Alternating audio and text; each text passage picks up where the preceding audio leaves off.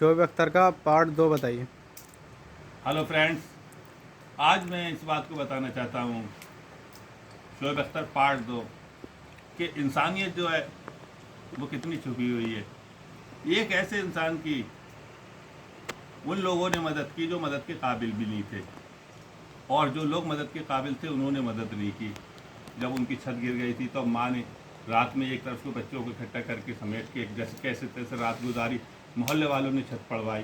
दूसरी बात, जो जूस वाले के पास जूस पीते थे उन्होंने 1.5 साल तक जूस पिलाया, और उससे शोएब ने ये कहा कि आप मुझे जूस पिलाओ, जब मैं स्टार बन जाऊँगा तो आपको आपके सब पैसे दे दूंगा। तो शोएब ने कहा अच्छा तुम स्टार बन जाओगे, मेरे पैसे दे दो। हाँ बोले, मेरी आंखों में आंखें डाल के देखो और मेरी आंखों में स्टार बनने का जो है ख्वाब है वो मुझे स्टार बना देगा।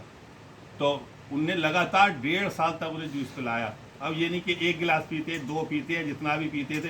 तो मैं समझता हूँ किसी भी गरीब आदमी के लिए लगातार 1.5 साल जूस पिलाना कितना आसान नहीं होता।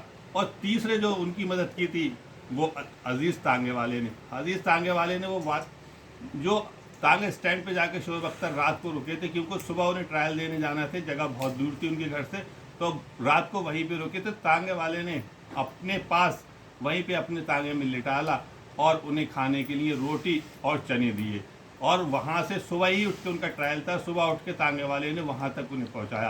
तो शोएब अख्तर ने उनका बहुत बहुत शुक्रिया अदा करा। तो मैं ये कहना चाहता हूँ कि गरीब जो लोग होते हैं, उन गरीब लोगों के पास आप अंदाज़ा लगा सकते हैं कितना दिल होता है, कितनी हमदर्दी होती है, कितनी मोहब्बत होती है। और वहीं पे कोई मालदार अगर आदमी होता हो, अगर उन्हें गाड़ी से पहुंचा देता तो इतना टाइम भी नहीं लगता, मगर नहीं, वो अपने गुरूर और घमंड में होते हैं।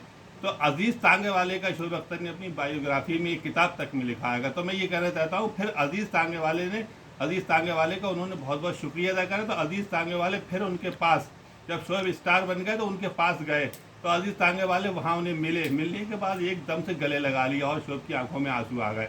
फिर उन्होंने शोएब से कहा, शोएब ने उनसे कहा कि आप बताएं, जो चीज़ मांगे मैं आपको दूंगा, गाड़ी, बंगला, पैसे। तो उन्होंने कहा मुझे कुछ भी नहीं चाहिए, अल्लाह का दिया सब कुछ मेरे पास है, सिर्फ वही एक रात आप मेरे साथ यहाँ पे गुजारें, और वही चने और रोटी।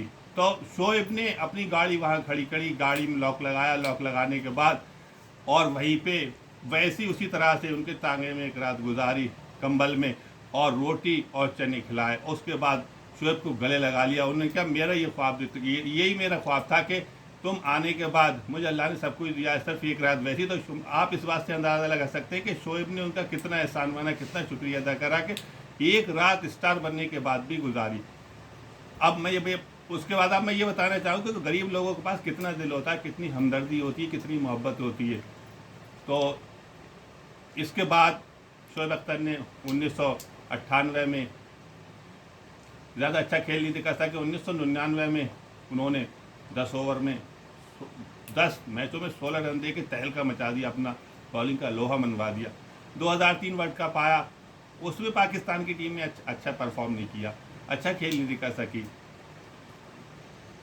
तो उसके बाद अच्छा खेल नहीं दिखा सकी तो शोएब अख्तर को टीम से निकाल दिया गया।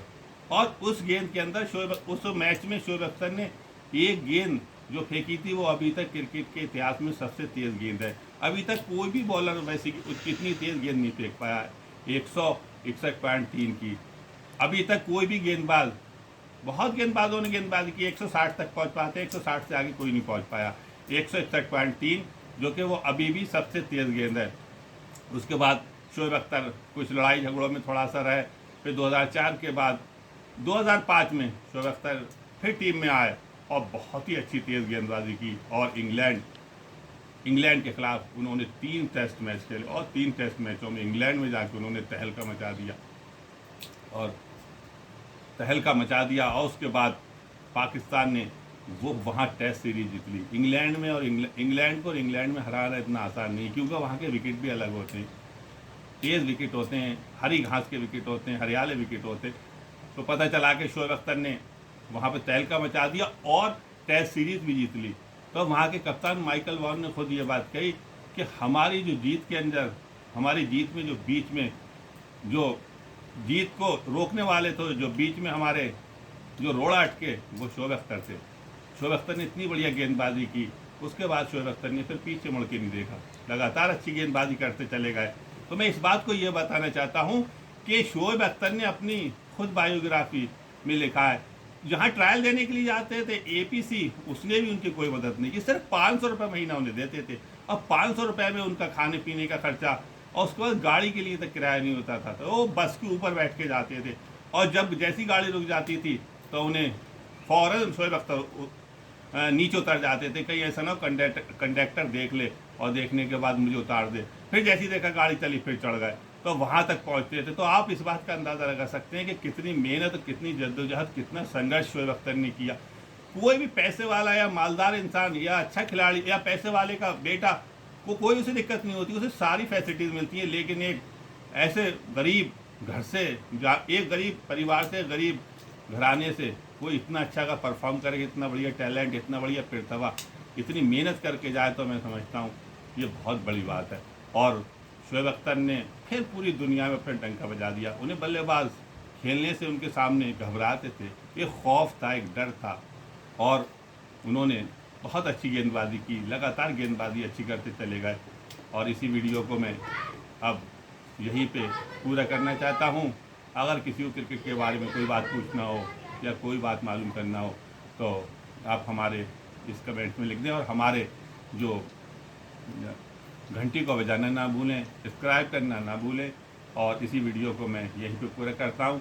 कल आपको पार्ट 3 के बारे में बताऊँगा। आदाब।